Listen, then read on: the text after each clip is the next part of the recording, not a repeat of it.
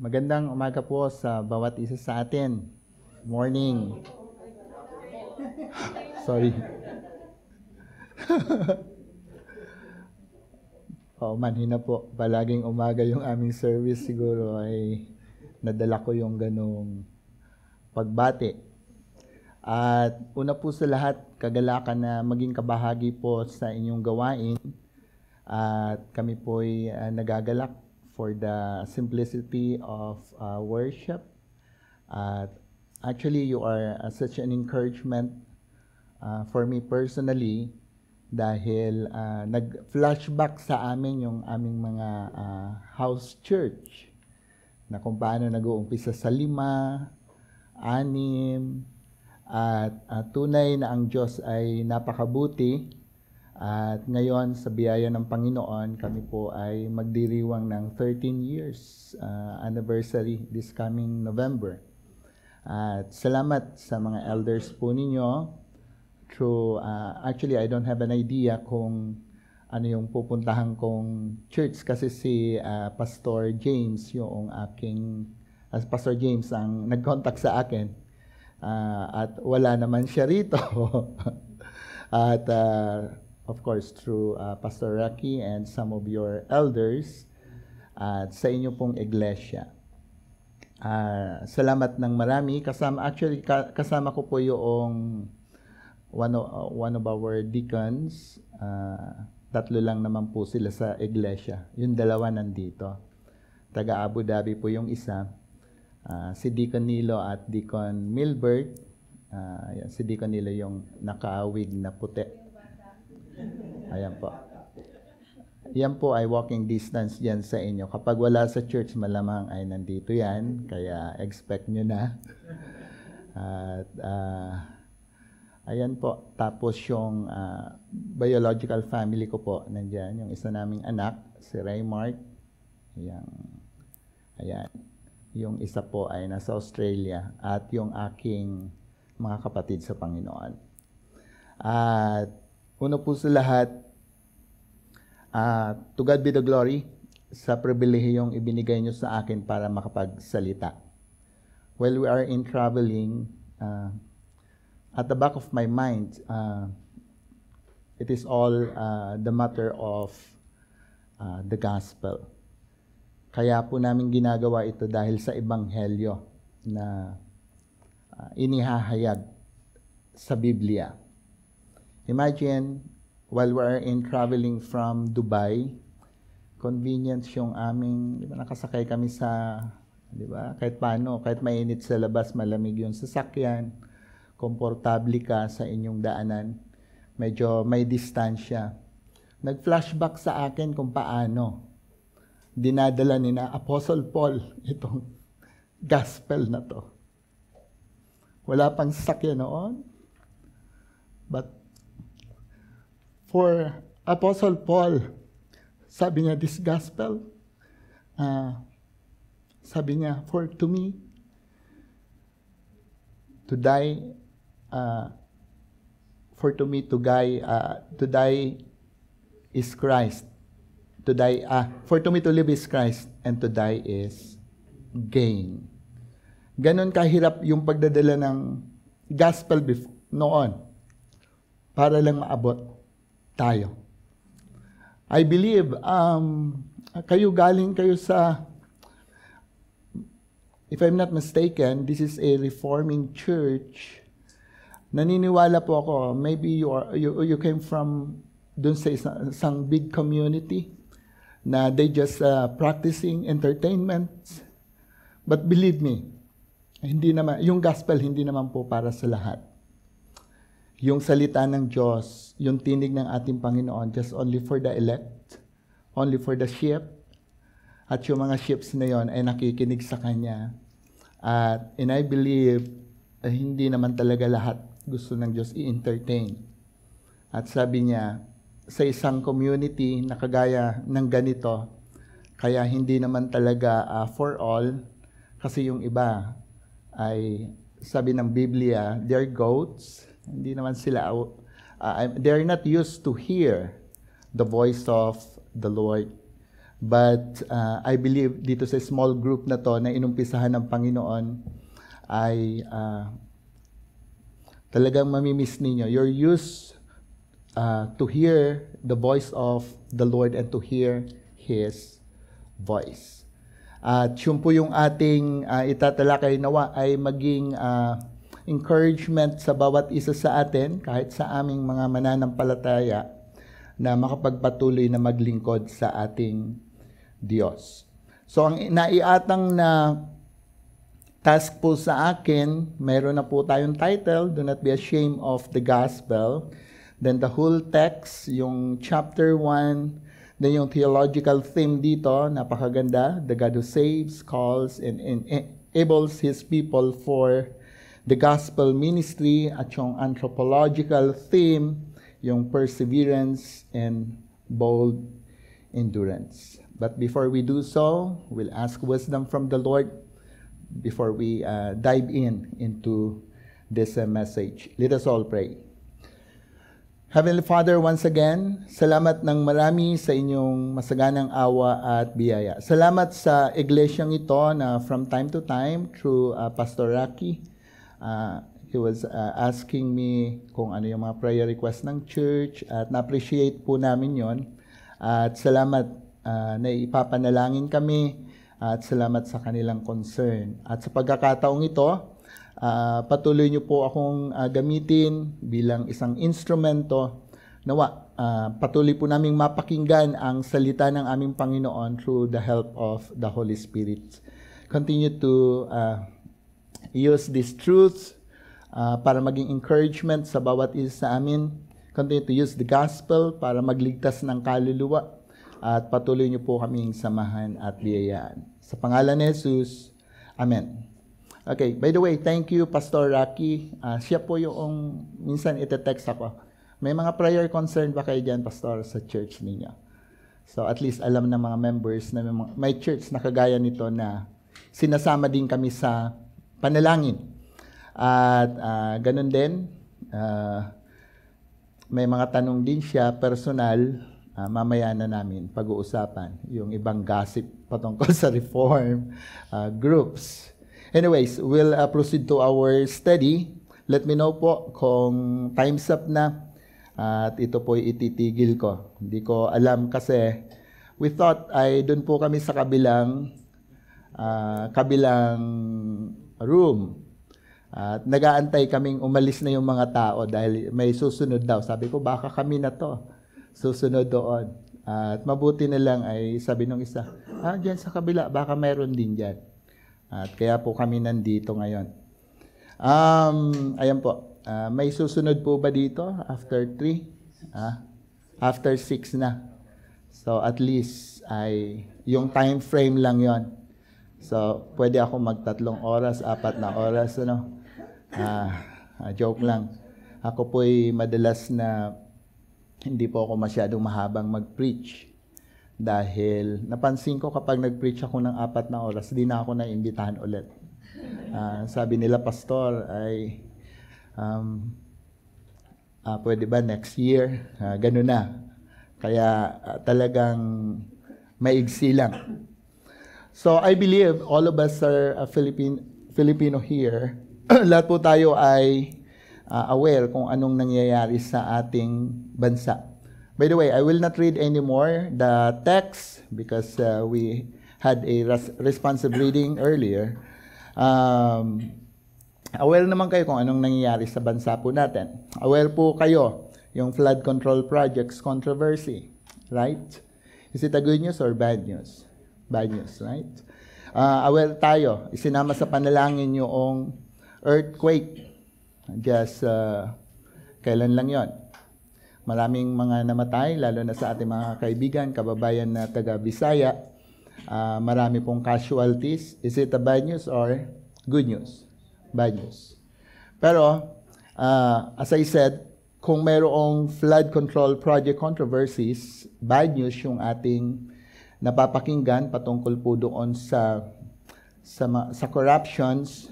Meron naman pong good news. At least iniimbestigahan. At least may ICI na po pwedeng escalate at maparusahan yun. Dapat maparusahan. Same thing doon sa earthquake. Natuwa ako dahil kahit may mga casualties, lumabas ulit yung bayanihan ng mga Filipino. That's good news. You know what? Right after the fall of man, the Bible presents us with both the bad news and the good news. The bad news, nung si Adan at si Eve ay nagsumuway sa ating Diyos, sila po ay nagdala ng kasalanan sa sangkatauhan. Humanity once created for supposedly fellowship with God, became separated from Him and fell under condemnation. Then not only that, sin spreads to all people. At ano pa, ang naidulot ng kasalanan? Ito po'y nagdulot ng kamatayan, nagdulot ng guilt, at nagkaroon ng katiyakan ng paghuhusga ng Diyos para sa atin. Naiwan ng tao in hopelessness and unable to save themselves. Napakaliwanag ang sinabi ng Biblia. Lahat na nanggaling kay Adan, lahat ay nagkasala, nakakaranas ng kamatayan. Walang naghanap sa Diyos at walang matuwid. Wala kahit isa. Yung po ay bad news. This, yet, even in that moment of darkness, nagbigay ng ray of hope. Ang good news ay ang Ebanghelyo. Ito po yung tinatawag nating gospel. The good news. Right after the fallen of man, in Genesis chapter 3 verse 15, nandun na po yung good news. Ang tawag po natin doon ay yung tinatawag na proto-evangelium. The first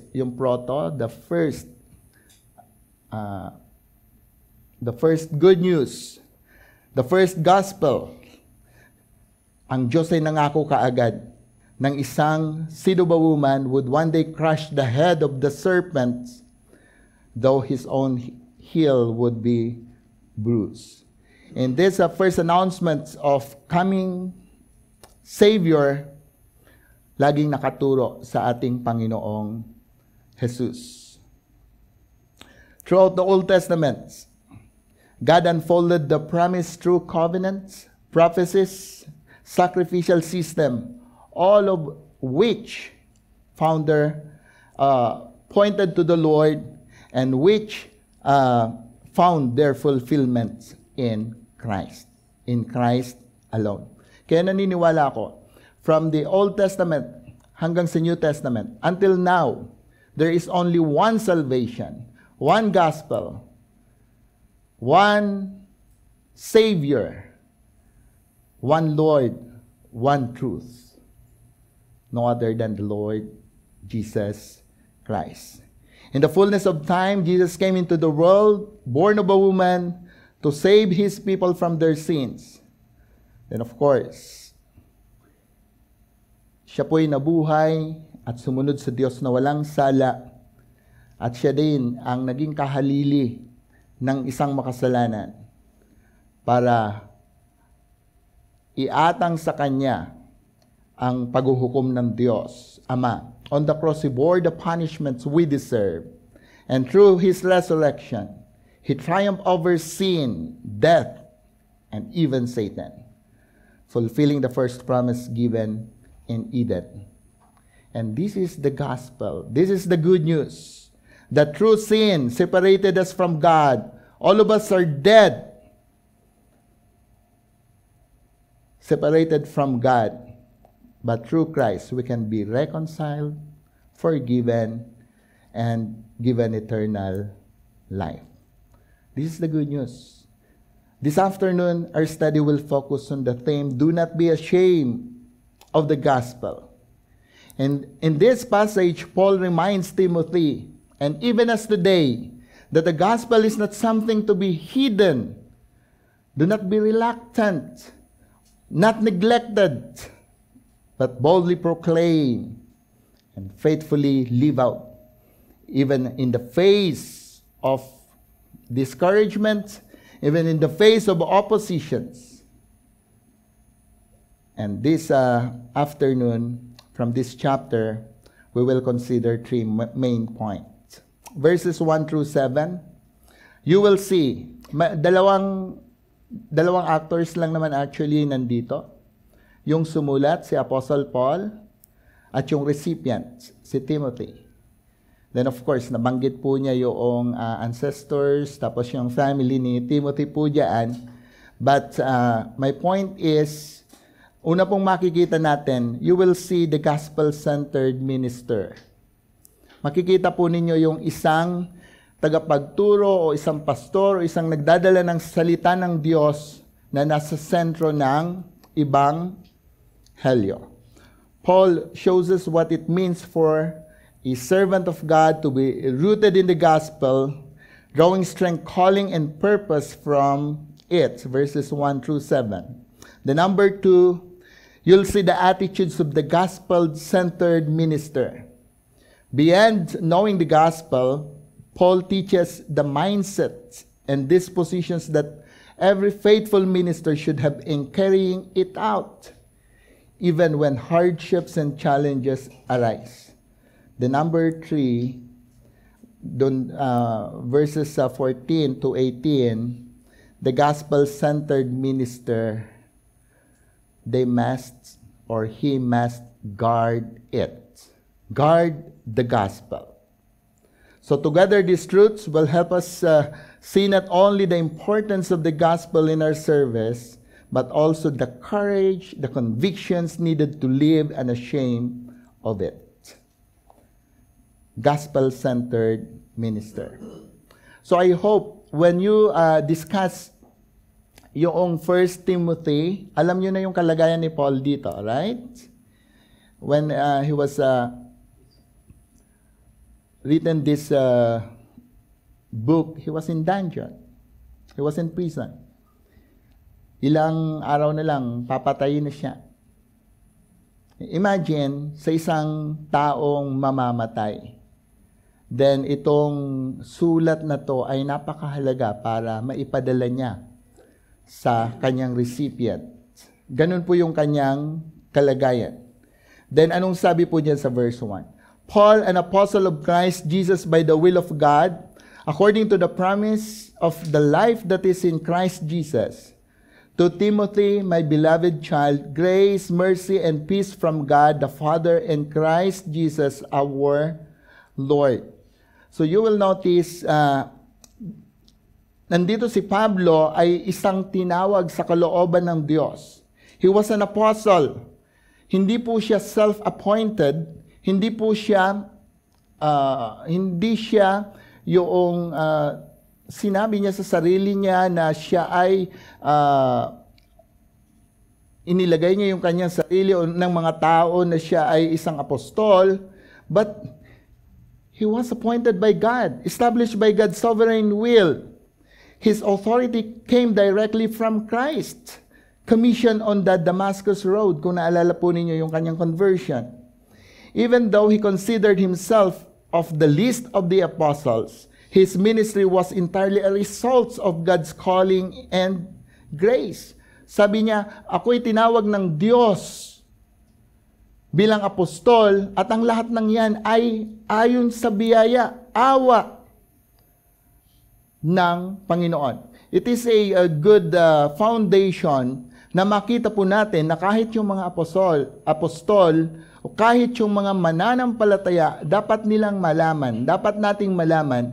Kaya tayo nandito dahil lamang sa biyaya ng ating Panginoon.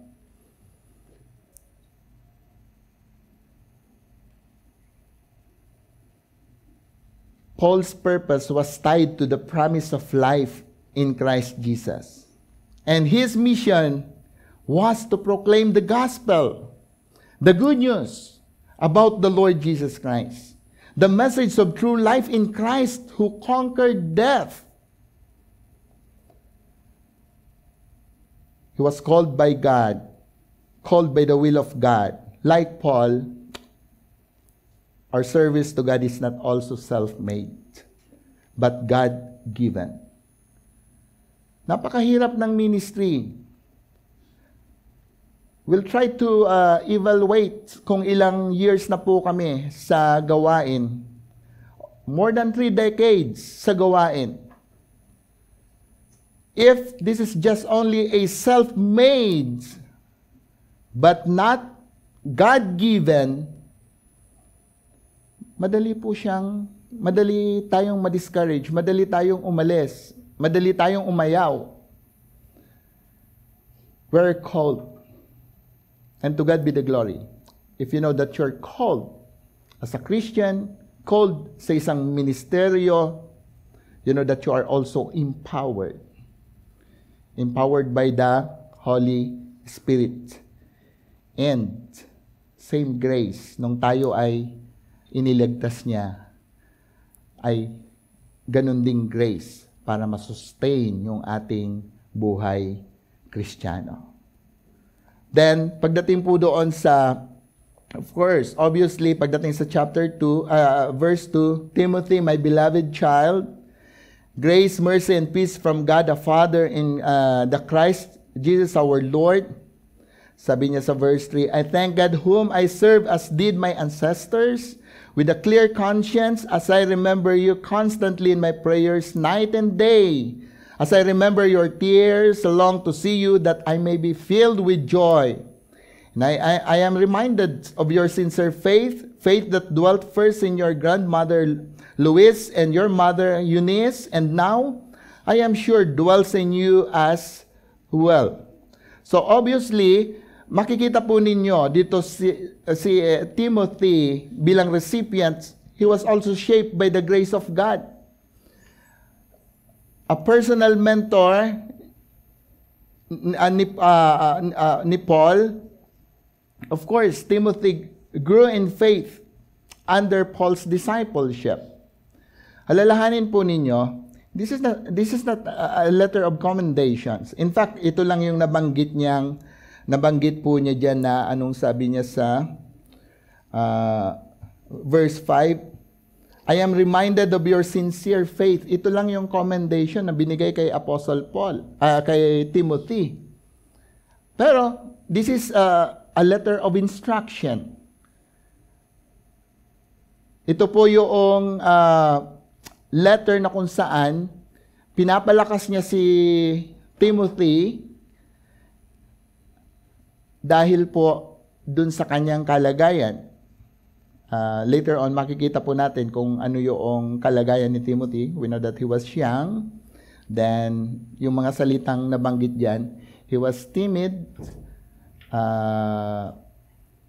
walang lakas para itaguyod ang ebanghelyo. And Paul called him his beloved son. Di ba? Kaya siguro minsan yung iba yung tinatawag nila mga anak-anakan sa pananampalataya. And continually prayed for him. Makikita po ninyo, this shows the power of godly mentorship, prayer in shaping a servant of God. I think madami kayong marirealize po diyan. Napakahalaga po na kapag meron kayong prospect na sishare ng good news at pag nagkaroon ng conversion, kapag mag-undergo siya sa discipleship, napakahalaga po na siya ay shaped by prayer. Anong sabi pa ni Apostle Paul po dyan? Remember you constantly in my prayers night and day. Then, naalala ni Apostle Paul yung ordination ni Timothy, I remember your tears. I long to see you. Di ba? Siguro from time to time, twice po akong na-ordain, of course. Una yung nasa Manila, yung almost 13 years na pagpapastor po doon. Hindi ko maiwasan na umiyak. Kasi may mga traumatic experience po ako nung ako'y bata-bata pa sa pagpapastor. Meron pong mga rejections akong na-experience. Yung traumatic experience yun, sa tuwing luluhod ako at ipag-ordain ako bilang pastor, talagang naiiyak ako sa napakabigat ng pasanin bilang isang pastor. So, same thing. Nung in-ordain ulit ako dito sa Dubai, naiyak na naman ako. I believe sometimes it was a mixed emotions, joy na yung privilege mo bilang isang manggagawa o isang pastor, o yung pangalawa, sometimes yung takot. Yung takot sa pagpapastor. Ay, yun na-observe po ni Apostle Paul yon during his ordination, di ba? Sabi diyan, sabi niya, as I remember your tears, I long to see you that I may be filled with joy. Di ba? Then, hindi lang yon, medyo may advantage yung kanyang godly heritage. Na-mention po niya na siya ay lumaki sa mga mananampalatayang lola, mananampalatayang nanay. Di ba? Sa verse 5 and 6. So though Paul hints already that Timothy's faith was nurtured at home, showing how God uses family influence for the spiritual growth, napakalaking factor din kung mga mananampalataya yung nasa pamilya. Malaking contributions po yan para sa kanya, ma-shape po siya doon sa, lalo na sa usapin ng pagliligtas. Then pagdating po doon sa verses 6 through 7, sabi po diyan, for this reason, I remind you to fan into flame the gifts of God which is in you through the laying of my hands. Di ba? Ito yung I believe this is the part of the ordinations of Timothy nung pinagpipray ni Paul si Timothy bilang pastor. Hindi po tayo naniniwala na sa pamamagitan ng laying hands ay naipapasa itong gift. So it is just only part of na pinagpipray ng mga tayo ng pastor para i-ordain bilang sa gawain. For this reason, sabi niya, I remind you to fan into flame the gifts of God, which is in you through the laying of my hands. For God gave us the Spirit not fear, but of the power of love and self-control. So, nandito po, ipinakita dito na bukod doon siya, galing siya sa godly heritage, the spirits in the spiritual gift. Timothy wasn't only shaped by the grace of God, but his ministry was also shaped by the empowering of the Holy Spirit and the gifts of God had given him, which Paul encouraged him to fan into flame.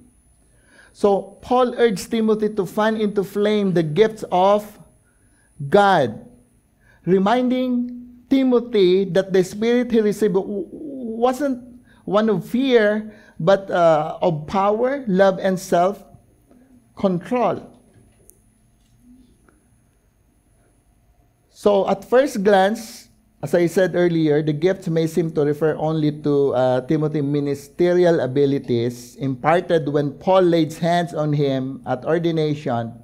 Yet, you will notice, pagdating sa verse 7, makes it clear that this gift is inseparably tied to the Holy Spirit, whom Timothy received at conversion. Ibig sabihin, ang isang taong hindi mananampalataya at nakaranas ng pagliligtas ng Panginoon, right after that, merong regalo ang Banal na Espiritu sa kanya. Na ang ipinapakita po dyan, fan into flame the gift of God. Again, for us, this group of people is a big encouragement para sa amin. Alam nyo kung bakit? Ito, mag-isa lang si Timothy. This is actually an idiomatic expression. Merong isang tao lang na kailangan ng Diyos just to fan into flame. Ibig sabihin, ang ibig sabihin nito, merong lang isang magi-spark, Meron lang isang maglalakas ng loob. Dito, ilan na kayo? Malaking encouragement na. Ilang elders na. Kanina parang yung damdamin ko ay yung binibreak ng Diyos. Na mayroong ganitong grupong maliit na just to fan into flame the gifts of God.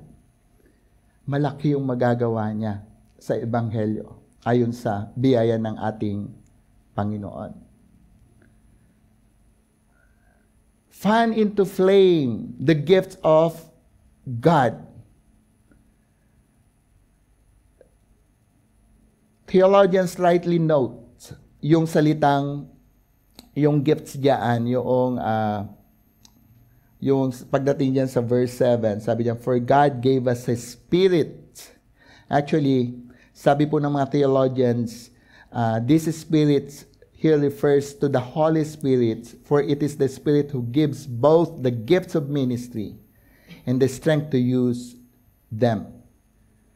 At the Spirit doesn't make us timid or cowardly, rather He fills us with power for service, love for others, self-control in the midst of challenges. Then Paul wanted Timothy to know that his natural timidity and weakness were not hindrances but opportunities for God's power to shine through. And we know history shows that God often chooses the weak and inadequate because they depend wholly on Him, and in them this power is displayed most clearly. Same Holy Spirit na nagligtas sa isang mananampalataya. Same Holy Spirit na nagbibigay sa atin ng gift na hindi mahahadlangan ng sabi diyan ng timidity o yung pagkahiya o yung pagkaduwag o yung walang courage na ihayag ang Ebanghelyo. So, I hope you will agree with me when we say na kapag yung sarili ko ang nasusunod, di ba, fleshly or carnal, pag sinabing, spiritual si kapatid, ibig sabihin niyaan, when we say spiritual yung ating kapatid, he is leading by the Holy Spirit. Kaya siya spiritual kasi hinahayaan niya na ang banal na Espiritu ang kumilos sa kanyang buhay. Kaya tayo naging spiritual. Dahil from the very start, the Holy Spirit moves in our lives. Then yung kilos natin ay pinangungunahan to be led by the Holy Spirit. The Spirit's power enables believers to serve boldly. Not only the Holy Spirit enable us to serve, but we also learn to love. Because God loves us first. We know how to love. Our natural tendency, yung love po natin ay selfishness. Mas madaling magmahal bilang isang tao kung alam yung kaibig-ibig yung mamahalin. Subukan po ninyo, left to ourselves, we love those who love us back or those who benefits us. Kapag may pakinabang lang, saka lang tayo matututong magmahal. But God's love is entirely different. The Bible tells us He loved us when we were still sinners, undeserving, even rebellious toward Him. Romans 5:8. And I believe ito po yung love na kung saan ay isang foundation ng isang Christian life. When we experience His love in Christ, it is not only assures us of salvation, but also shapes our hearts to love others. That's why John says in 1 John 4:19, we love because He first loved us. God's initiating love teaches us what real love looks like. Anong sabi po ng talata? Ano daw yung binigay sa Kanya? For God gave us the Spirit's not fear, but the power and the love. So, Saan natin makukuha yung kapangyarihan? Through the Holy Spirit. My task is just to preach the Word of God faithfully. You know what? Because I believe the Holy Spirit will talk to the people. The Holy Spirit will move in your heart. The Holy Spirit, ang banal na Espiritu, ang may kapangyarihang kumilos sa atin yan. Then another thing, anong sabi pa dyan kay Timothy? Not only you have power, but love. When we realize yung karanasan natin na God loves us first. While we were yet sinners, He loves us. He died for us. Yung pag-ibig na yon, na kahit hindi ka na inantay ng Diyos na magpakabuti habang tayo ay makasalanan, isang pag-ibig na hindi natin mapapantayan, yung pag-ibig na yon ay gusto din nating ihayag sa iba. At ang pag-ibig na yan is patient, self-giving, sacrificial. As Paul reminds us in Romans 5, God poured out His love into our hearts through the Holy Spirit. It's Romans 5:5. Another, yung love na yan, hindi galing sa atin. Hindi natin magagawang ibigin ng hindi ka ibig-ibig. Hindi natin magagawang magsakripisyo, maging patient if you don't have that kind of love. It's a gift from the Holy Spirit. Binigay sa atin yan. Kaya natututunan nating magmahal. This means His love doesn't just remain an example outside of us. It becomes a living power inside of us, equipping us to minister to others. And this is exactly what Paul points out in this verse 7. The Spirit gives love, not weak, sentimental feeling, but the kind of love that serves others, endures hardship, and lays itself down for the good of others. This is a sacrificial love, the kind that reflects Christ, who gave Himself for us. Such love is indispensable in the ministry, because without it, our service manlalamig, hindi magpapatuloy, magiging self-promotion lang tayo. But because of it, ministry becomes Christ-like, gospel-centered, compassionate, patient, willing to give, even when it costs us something. So when Paul tells Timothy to fan his gifts into flame, he is also reminding him that the Spirit has already equipped him with love. Timothy, fan your gifts into flame. You have that already. You have the power. You have this love. This love turns a timid servant into a bold, selfless minister. And it's the same for us. Since God loves us first, we can now love sacrificially. Serving others not in our own strength, but in the strength of the Spirit who fills us with God's own love. You know what? Without practicing those gifts, kung hindi natin i-work out, hindi natin palalabasin yung mga gifts na yan, hindi po tayo tatagal sa isang gawain.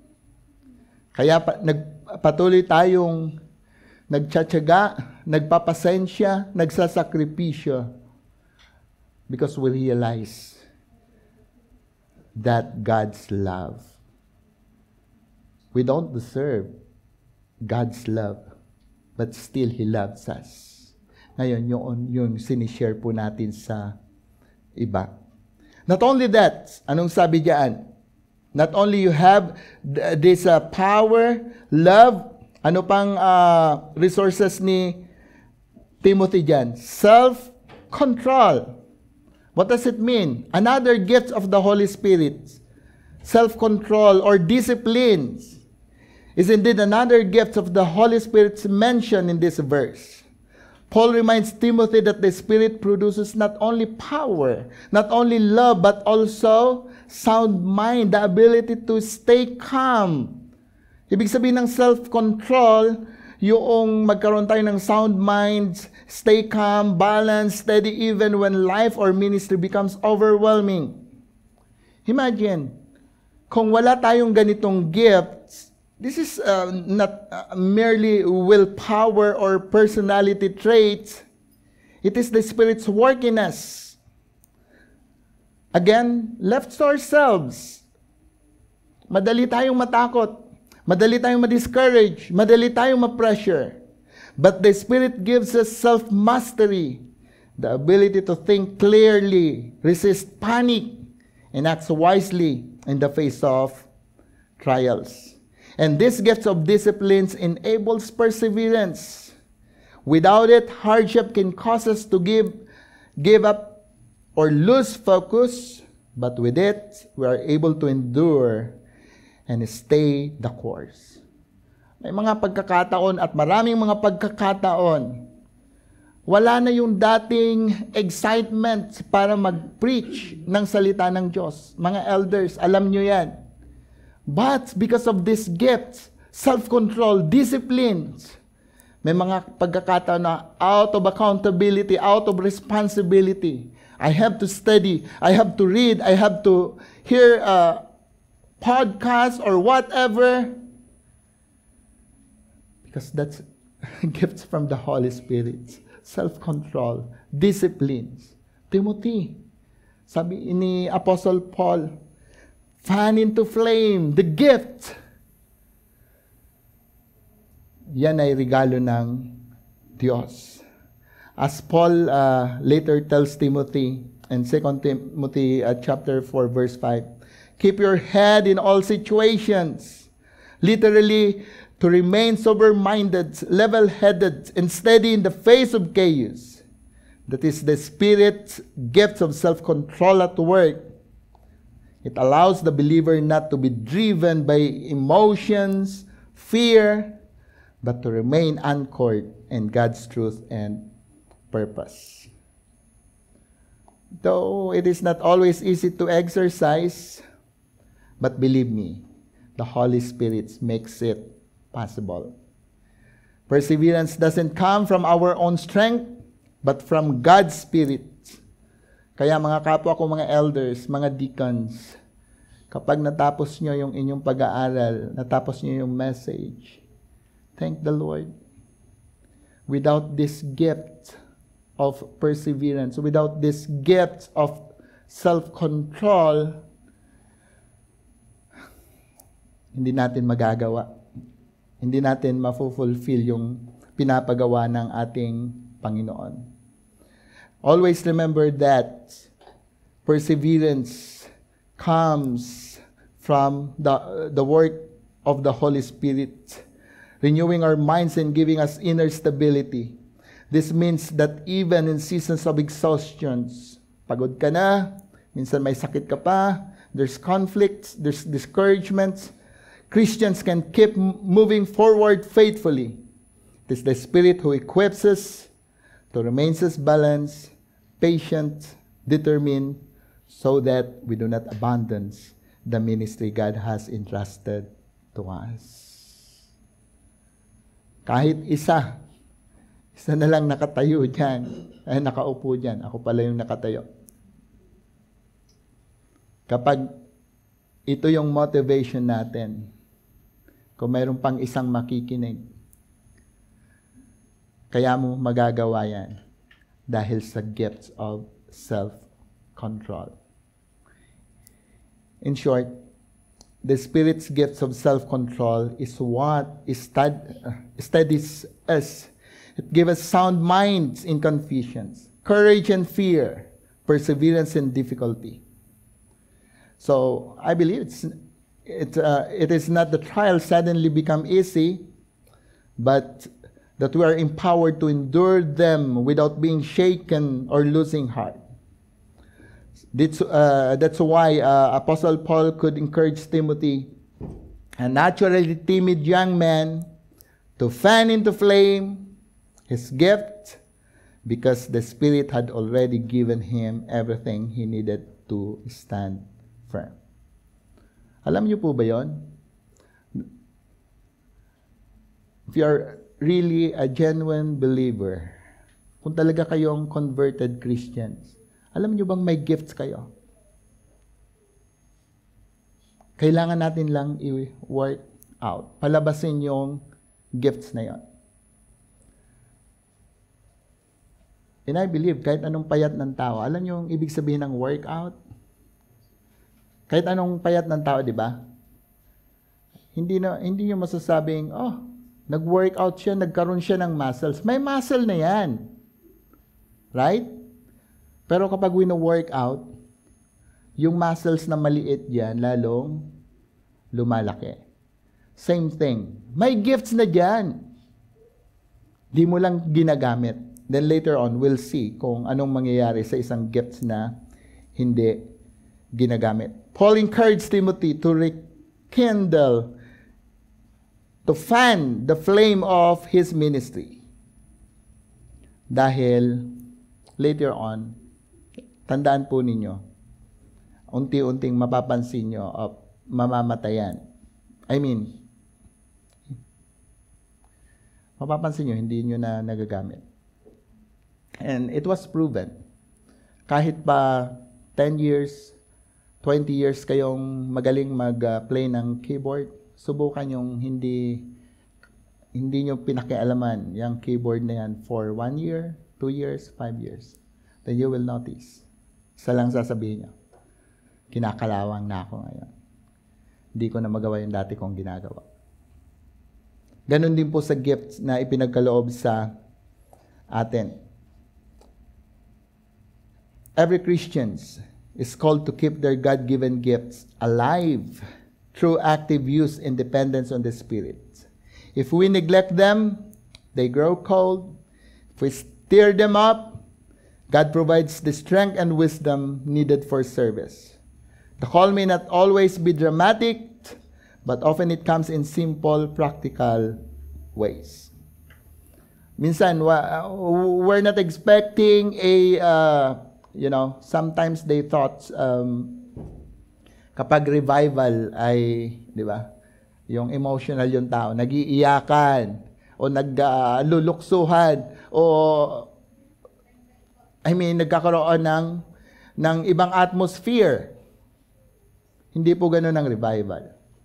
Ang revival, kung na-touch yung gift mo ng banal na espiritu, yung simpleng pag-ayos lang ng upuan, yung simpleng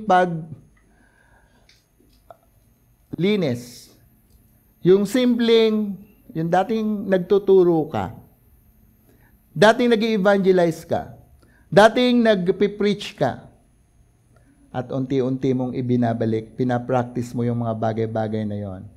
Yun ang revival. Dahil nag-uumpisa yan palagi sa first step. Dati ka naman nagtuturo na, bakit hindi ka magturo ulit? Dati ka namang napaka-involved sa ministry, bakit hindi mo ulit gawin? Dati kang matulungin, bakit hindi mo na ginagawa?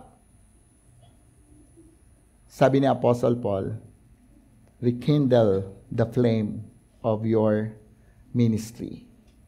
Teaching class, serving in the church, visiting the sick, stepping up to greater responsibility. Whatever the ministry, the same Spirit is at work in us, supplying power, love, and disciplines. Therefore, like Timothy, we must not shrink back in fear, but instead fan into flame the gifts God has entrusted to us, confident that the Spirit will enable us to fulfill the work He has called us to do. Paul's life shows us the leadership in the gospel begins with God's calling and commission, while Timothy's life shows the leadership continues to be shaped by God's grace through relationship, through his family, and the Spirit power. Together, they remind us that every gospel-centered minister is made by God, not by human effort or talent alone, but by His will, His grace, and His Spirit. Make sure if you're one of the elders of this church, make sure that if you are one of the deacons of this church, make sure if you're one of the officers of this church, or even a member of this church, make sure it is a reminder to us that every gospel-centered ministers is made by God. Hindi po ito dahil nag-volunteer lang tayo. Hindi po ito dahil efforts lang natin. Hindi po ito dahil talento lang natin. If you are God-made or minister made by God, it is by His own will, it is by all His grace, and it is by the Holy Spirit. Number 2. Are you still there? Ilang minutes pa po ako meron. The attitudes of the gospel-centered minister. So ngayon, nalaman ko na, I am made by God, not by my own self. Kung naging mananampalataya ako dahil sa kagustuhan ng Diyos, dahil sa soberanya ng Diyos, made by the Holy Spirit, not by my own self. So, ano yung attitude ko? Especially, this is addressed to Timothy na, of course, tayo'y nakikinabang lang sa exhortation na to ni Apostle Paul. Look at verse 8. Therefore, do not be ashamed of the testimony about our Lord, nor of me his prisoner, but share in suffering for the gospel by the power of God. So number 1 in this points ko po, be courageous. Do not be ashamed of the gospel. And sabi ni Apostle Paul diyan, being attached with Apostle Paul. Paul is urging Timothy, and by extensions, us, not to be ashamed of the gospel of Christ, or of Christ's servants. I believe during that time, Timothy ministered in a hostile environment, filled with idols, competing worldviews, even yung mga abstract philosophies that time, yung kanilang mga, yung social programs, ay nandun yung persecutions. Being ashamed of Christ and His words has always been a temptation. Especially when the gospel is ridiculed, or when following Christ means suffering and rejections. And history shows this mockery. Noon pa man, do you remember martyrs like Polycarp, who stood boldly to modern ideologies that dismiss sin and deny the need for the Savior? May pressure, culture pressure, even the atheism and other religions called the same. Kung mayroong ganitong pressure, kung mayroong ganitong rejection, do not shrink back. Instead, believers are called to stand unashamedly with Jesus in His words. Even it means losing popularity, losing our friends, losing our acceptance. This is also extends to standing with fellow Christians who suffer for their faith. Not abandoning them out of fear or ridicule or rejections. Paul himself was in chains, but he didn't see himself as Rome's prisoner. Kay Apostle Paul, sabi niya, he was Christ's prisoner, suffering for the gospel, and content with that identity. So meaning, the gospel will be mocked, opposed, rejected, but Christians must remain unashamed of Christ, His word and His people, courageously standing firm in witness, no matter the cost. Always remember, because of the gospel, if you are rejected, if somebody opposes you, if you are mocked, sabihin nyo, because I am part of the Lord Jesus Christ. I carry His cross. Okay na yung mamak, okay na yung ma-reject, okay na yung ma-deny dahil sa paglilingkod sa Diyos. Kaysa nagka-problema kayo dahil sa pansarili nyong kasalanan. Not only that, another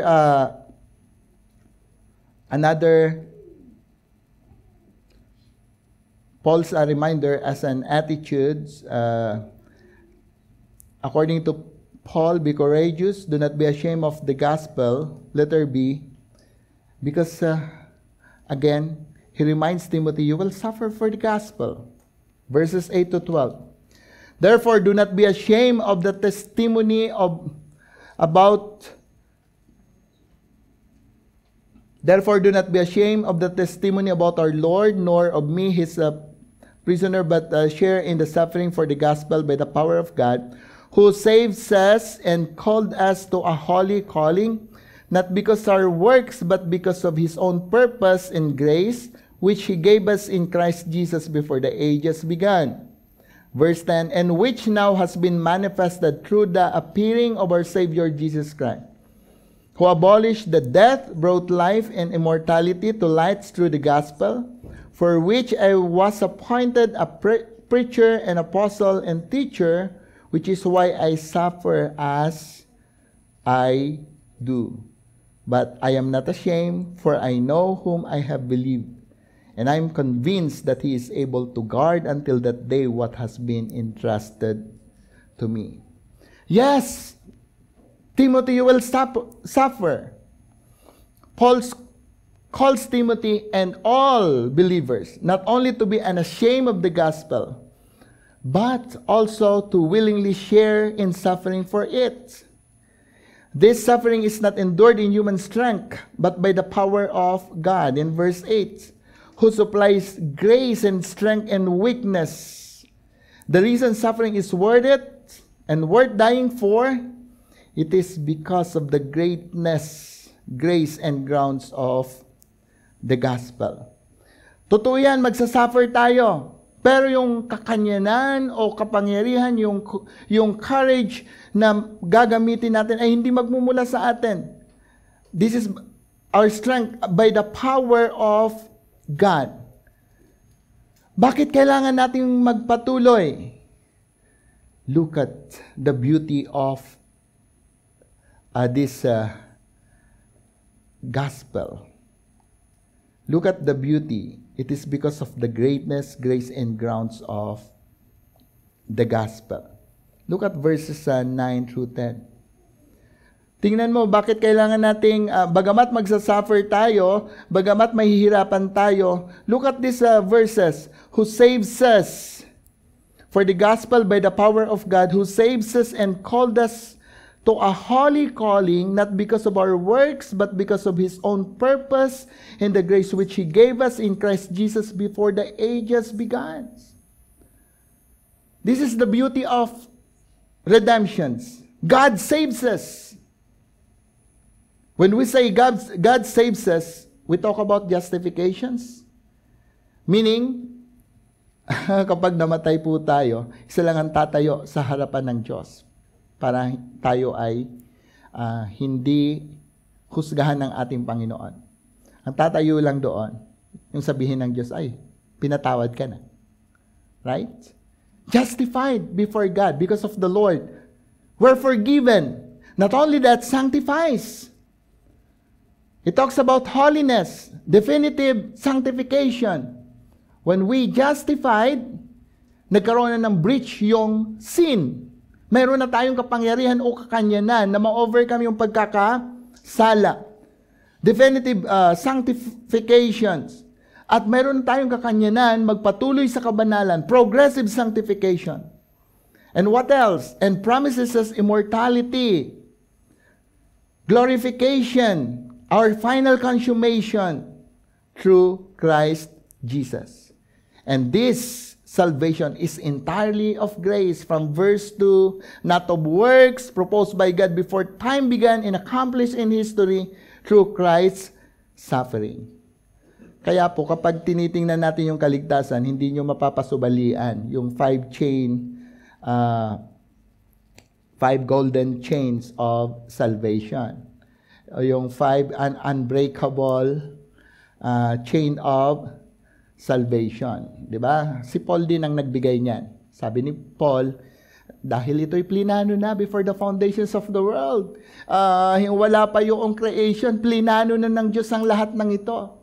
Na mayroong foreknowledge, predestination, called, sanctified, and glorified. Ito po yung sunod-sunod na pagliligtas ng ating Panginoon. Look at this beauty of redemption. At lahat yan ay nakuha lang natin sa ating Panginoong Jesus.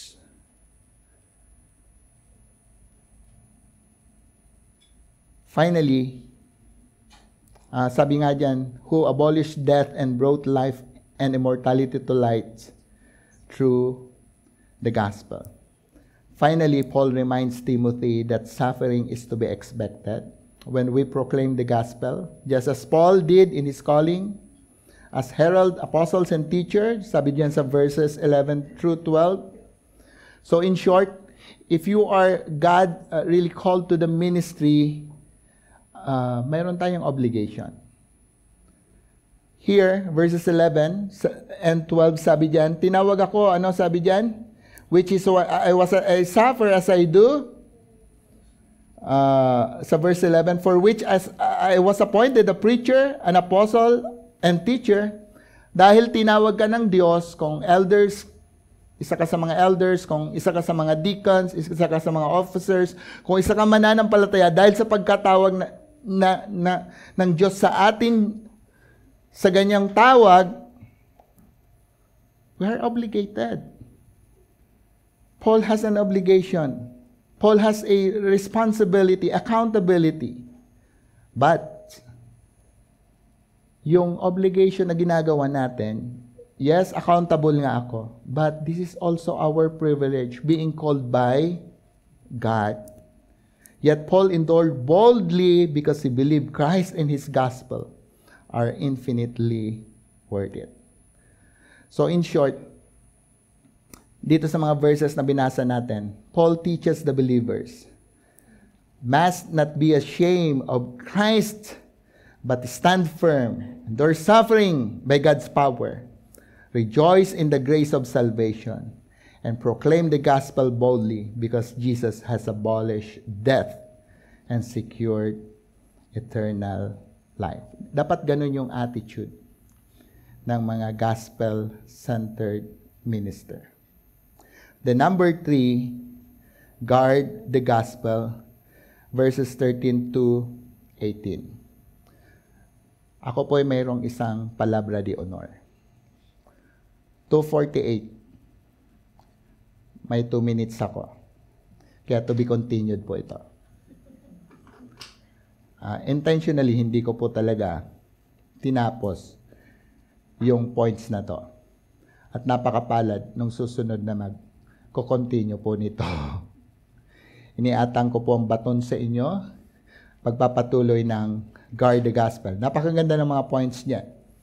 Alam niyo po, let me read this verse 14. Kahit hindi ko itatakal, sabi po diyan, why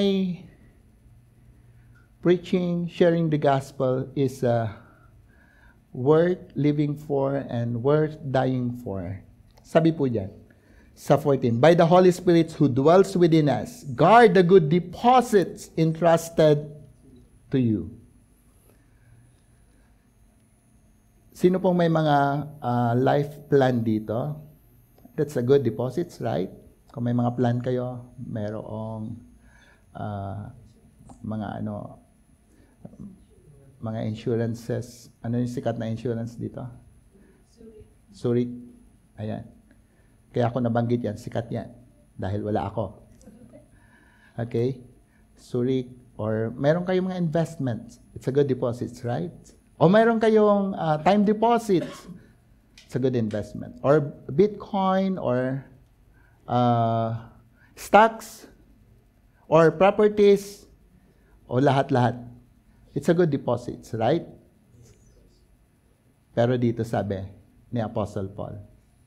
Kung mayroon man kayo ng mga bagay-bagay na yon, share nyo na lang. Just kidding. There's nothing wrong about that. Those are secondaries. The good deposit, sabi niya, for to me to live is Christ and to die is gain. Sharing the gospel, sharing the good news, ay nakasalalay ang kaluluwa, nakasalalay ang buong pagkatao natin, nakasalalay ang lahat-lahat.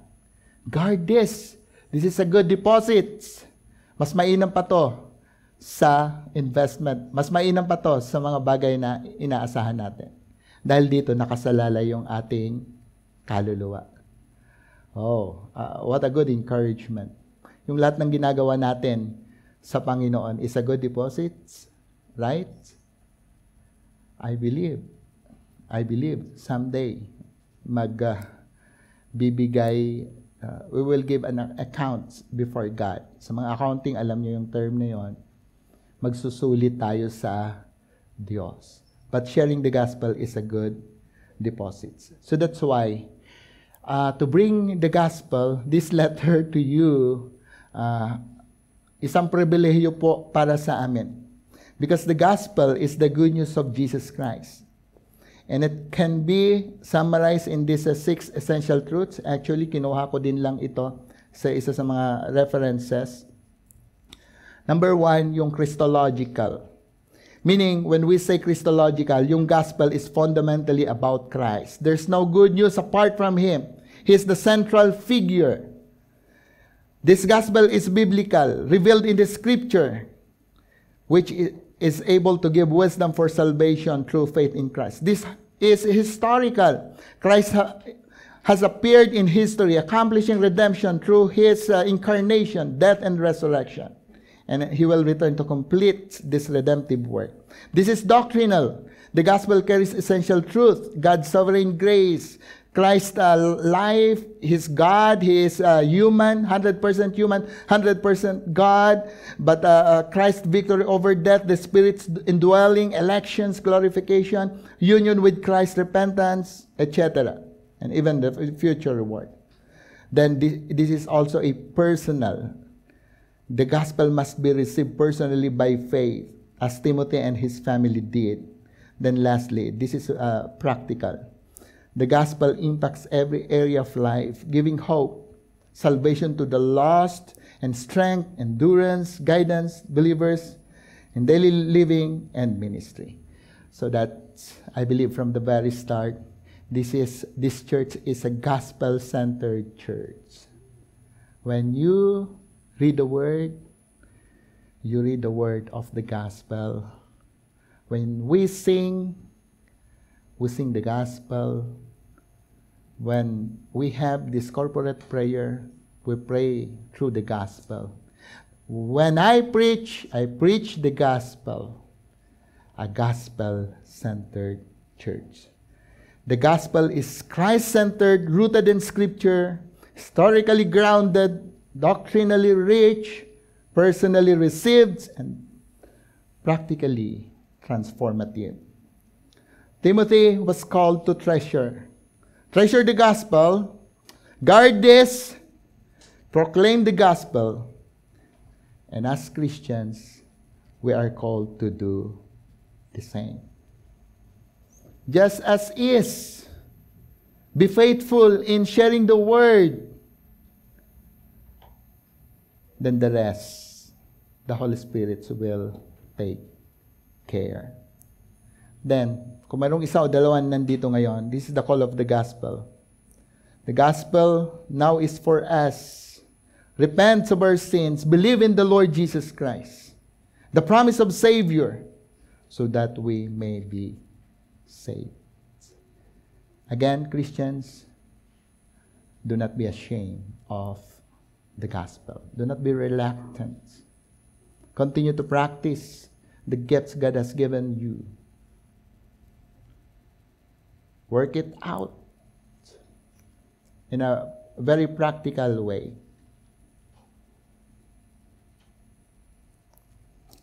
Let, yung term na ginamit ni Apostle Paul diyan? Fan into flame. Fan into flame. Umpisahan mo kahit maliit yan. Sindihan mo. If I'm not mistaken, starter. Diba? Ignition. Ang sasakyan, pag hindi nag-ignite, hindi tatakbo yan. The whole system maapektuhan. Same thing dito sa iglesyang ito. Umpisahan nyo kung anong inilagay ng Diyos sa inyo na mayroon kayong gifts. Start the flame. Fan into flame the gifts of God. Let us all pray. Heavenly Father, once again, thank you for reminding us. Thank you for encouraging us. Salamat ng marami sa Ebanghelyo na pinakita niyo po sa amin. And we're praying, Father, nawa ay lahat po kami nakinabang sa inyong salita. At ganun din, Panginoon, sa aming paanyaya sa mga hindi mananampalataya. Actually, this is not just an invitation. It is a God's call with the authority. It is a command. Kung naintindihan mo ang Ebanghelyo, kailangan mo si Kristo. Repent of your sins, believe in the Lord, and you will be saved. We bring back all the glory and honor in Jesus' name. Amen.